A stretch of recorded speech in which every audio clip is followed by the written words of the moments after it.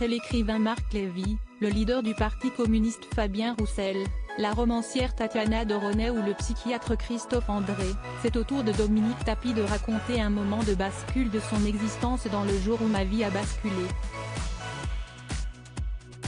L'épouse de l'ancien patron de l'OM, disparue il y a 1 an et demi, raconte comment elle a protégé sa fille Sophie, enfant, au moment de l'incarcération de son mari en 1997. J'ai dû emmener Sophie au ski, se souvient-elle. Je suis partie de Paris.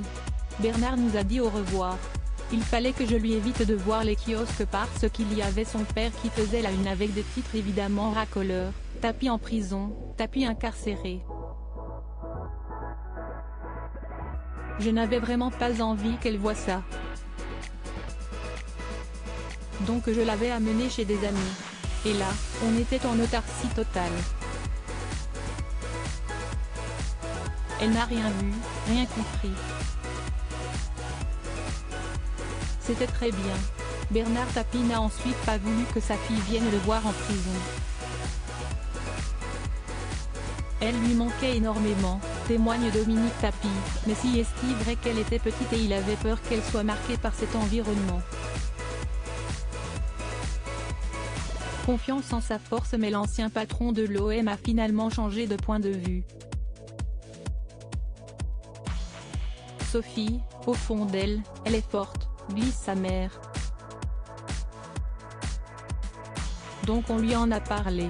On a un peu tâté le terrain et on lui a dit: est-ce que tu veux aller voir papa? Il est dans un endroit où il est un peu enfermé, mais sans lui dire le mot prison. Et donc elle est venue le voir une fois. Évidemment, il y avait des journalistes à la porte, déplore Dominique Tapie. Je ne sais pas comment ils ont su, mais ça ne l'a pas traumatisé lui, il était tellement content de la voir. Retrouvez l'intégralité des confidences de Dominique Tapie dans le podcast de Gala le jour où la vie a basculé et abonnez-vous via votre plateforme favorite Deezer, Apple Podcast, Spotify, Amazon Music, Castbox. Crédit photo, Jacobi de Moreau.